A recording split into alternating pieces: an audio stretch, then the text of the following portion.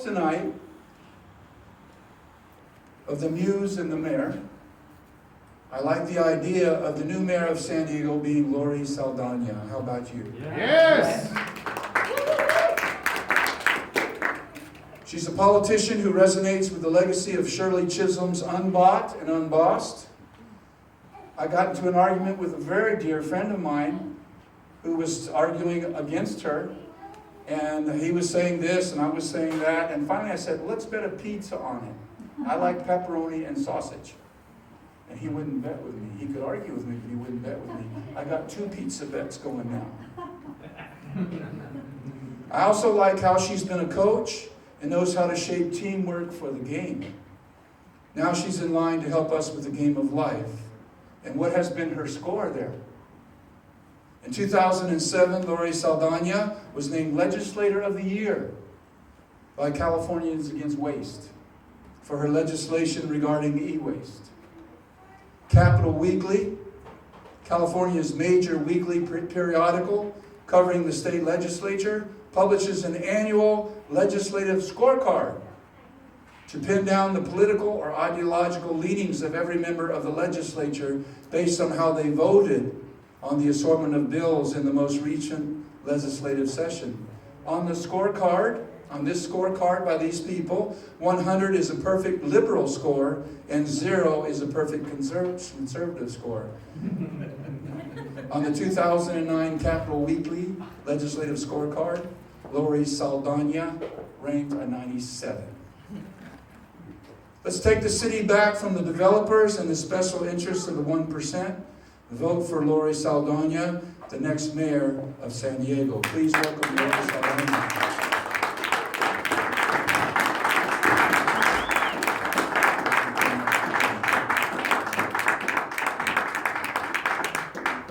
Well, I passed the musicians that were performing, what would you call it, Pacific Rim, Polynesian ukuleles. But it turns out they're performing tomorrow at a place I like to go, the La Jolla Farmers Market there at the school. So I get to go hear them. I love that ukulele. And so thank you. I apologize for being late. I was overbooked. This is my 5th event of the day since noon.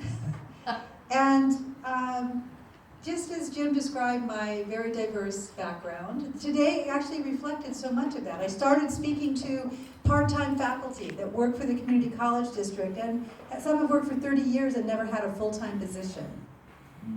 In the state of California, we have so many teachers who are struggling because they don't get paid well to begin with, and then they don't get a full-time position.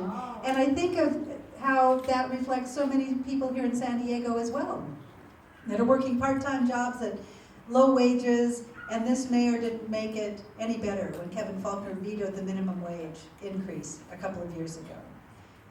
The next place I went was the California School Employees Association to talk to people who, again, work at the state level for our colleges, our universities, our community colleges, and hear their concerns, which is, again, about low wages and cuts to programs and cutbacks. So everywhere I went today, I was hearing from educators or people who support educators about how they struggle to do their jobs. And I thought, how fortunate am I? I have taught for the community colleges for so long, and I have a full-time appointment in a teaching position that many people are not able to get. So why am I running for mayor? I have a great job and a great life. But then I went to the Multicultural Fair in Linda Vista, and I talked to people who are helping those that are struggling again because they need early childhood education, but they're low income, so they need to find schools that provide it for free or low cost. Or they don't have health insurance, and I talked to people there at the Multicultural Fair that are offering insurance plans that they can afford. There are other people offering insurance plans to the teachers who are part-time. And I begin to see these patterns that everybody is working more time for less money. And the poet who was up here when I first came in describes what happens when you only can work so much for so little. You eventually wind up in a place like San Diego, couch surfing, or maybe you're sharing with roommates, and then you get in a fight with a roommate, and one of you has to leave, and then you're couch surfing, and the next thing you're in your car, and the next thing you're on the streets. And I bring that up because the last event I came from, I was speaking at the League of Women Voters Forum, and there was a gentleman there who is an advocate for those who are homeless. And we were talking about the mayor's lack of a plan for homelessness in San Diego. How many of you know someone who is homeless or has been homeless or is surviving homelessness? So what does our mayor do about that?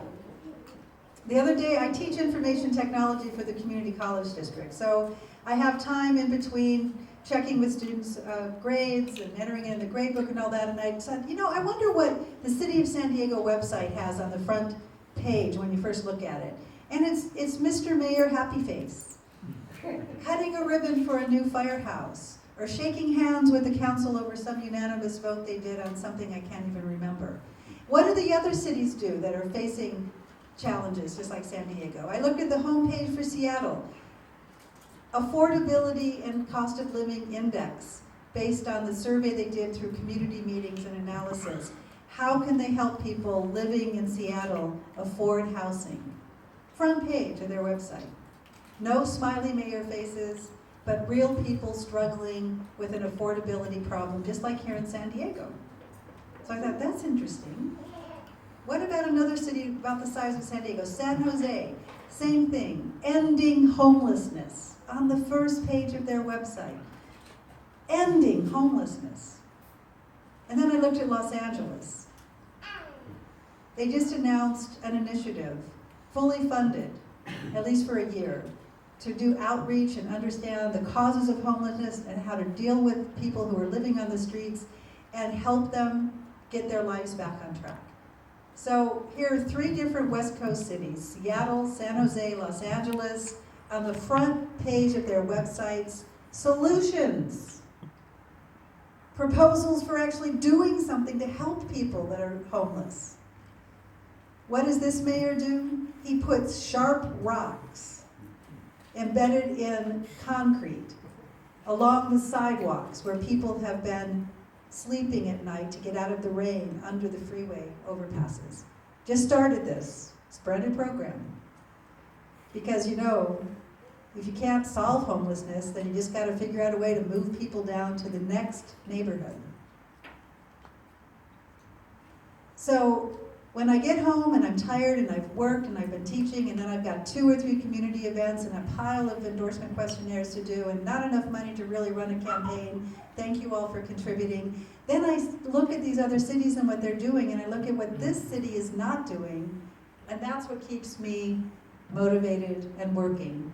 With your help, your financial help, but mostly with the help of the people I've interacted with all day, who have said, we need a change. We need somebody that is willing to commit to do something about these problems of working for more hours and less money, of living under a freeway, and just being told, not we're going to help you and figure out what you need to get out of that situation, but just, you're not going to sleep here anymore because we just covered it up with sharp rocks. So that's what keeps me going. I know it's not just, I won't say I know I can do better, because getting elected in any race is never about one person. It's about the team of people that the candidate surrounds him or herself with. And I'm fortunate to be surrounded with creative, talented musicians and poets and business proprietors like Martha Sullivan, who created this wonderful space. And others who know that San Diego can and must be a leader in solving these problems. We have smart people here. We have people who are committed to having great lives here. What we are lacking is a leadership in City Hall to bring those aspirations together, those skills and talents and aspirations together. And that's something that teachers do every day.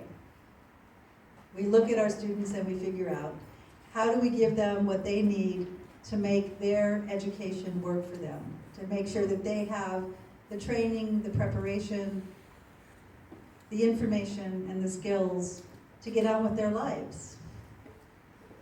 And I think in government you should have just the same vision. What do you need to make that a better life for every resident in San Diego.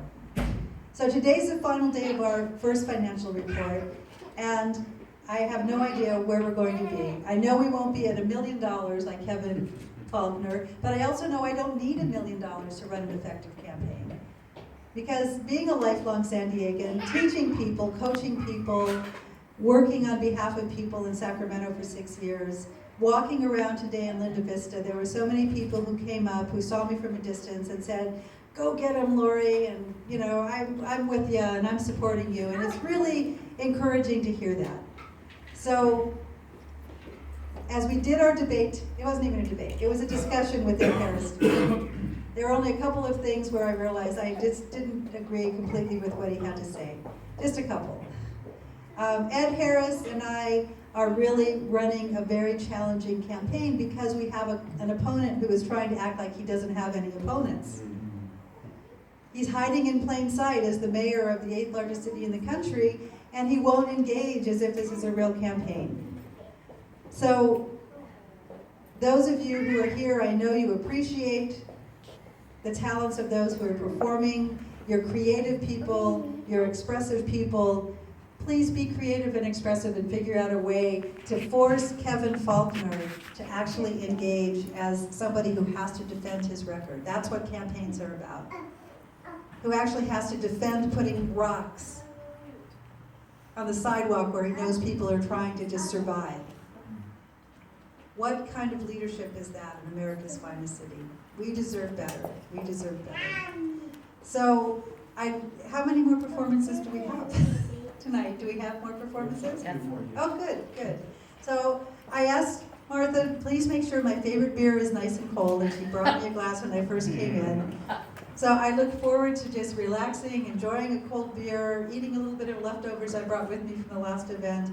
And by the way, it was broadcast. It turns out that our discussion was broadcast on a radio station, and they didn't let us know, so I couldn't, let you all know that it was being broadcast. But I think it's going to repeat, and we also had a very talented videographer who was there, and we'll make it available for you to watch and listen, and we'll let all of you know how to do that. So, thank you for creating a wonderful way for me to conclude my 5th and final activity of the day.